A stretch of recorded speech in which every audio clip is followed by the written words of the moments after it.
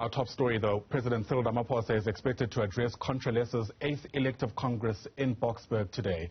That gathering actually began on Friday, that's yesterday, and today, new leaders, we're told, will be elected. The theme for this year is centered around royal leadership taking its rightful place in South Africa. More than 300 delegates from all provinces in the country will be in attendance. Newsroom Africa's Pelane Phakgadi is also there for us.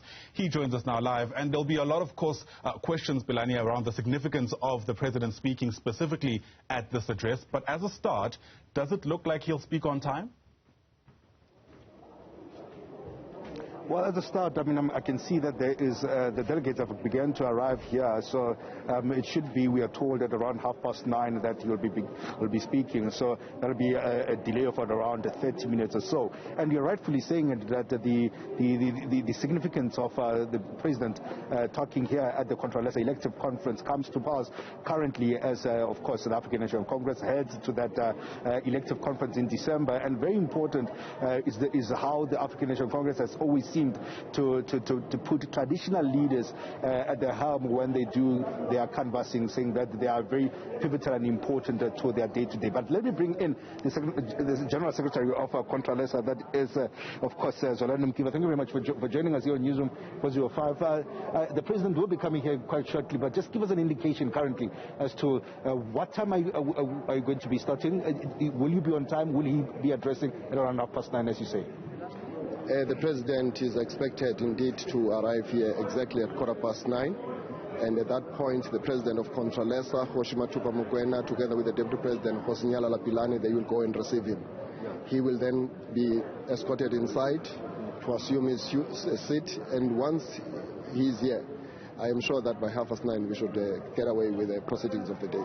CONTRALESA and many traditional leaders across the country have been complaining about how government seems to have sidelined traditional leaders in the efforts to lead the tribal councils and as well as the local areas.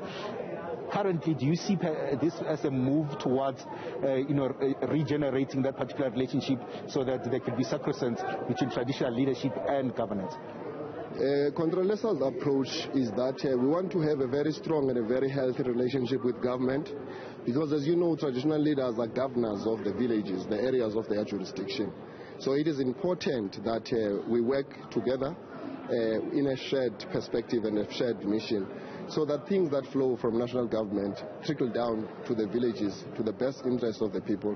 Traditional leadership is in the cold face of service delivery when it comes to rural areas. It is for that reason that we want to build a very firm relationship. And CONTRALESA has taken a view to invite the President of the country as a guest of honor in this event, so that we can show cause that we are serious about building that relationship, so that the President can take all the issues that we are going to be raising here constructively.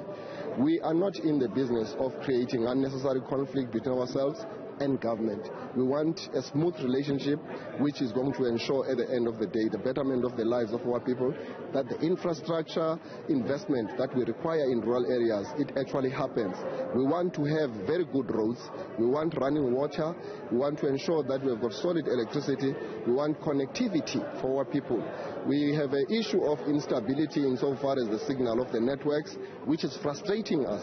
And during the outbreak of COVID, we were caught up because many of our students who are in rural areas could not study online because we don't have Wi-Fi, amongst other things. Yeah, and at the core of its service delivery to the rural areas, perhaps what kind of relationship have you now seen from government as far as you are concerned? Do you think they've been coming forward? Do you feel that they've been respecting the role of traditional leadership?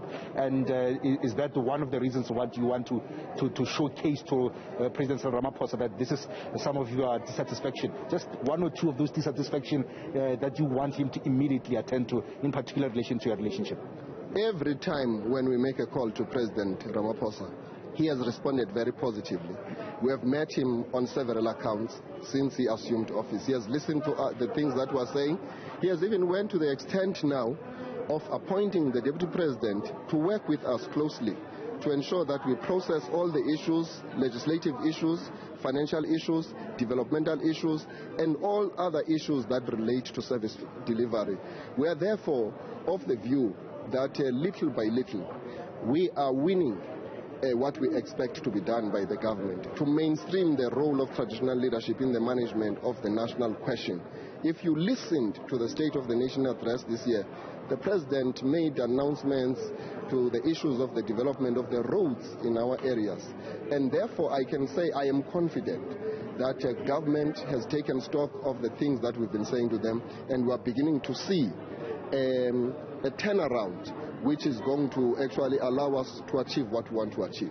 Thank you very much. There, of course, is the General Secretary of CONTRALESA, saying that there's been a movement to address some of the challenges there, as far as the traditional leaders are concerned, and they feel that the relationship, the intertwined relationship between traditional leaders and government is coming to power, but all they need is service delivery at the core, and that includes, of course, the roads, the internet connectivity in the areas, and as well as basic water and electricity, which we will talk about the development and the developmental state of some of the rural areas, of which is predominantly where the traditional leaders are currently leading. And they feel the legislative part should also be fast-tracked so that there could be work really to ensure that some of the matters are legislated, and then the programs and that, they will be able then to work on the same road as far as the district development model is concerned, on delivering services to the local area in relation with the traditional leadership, the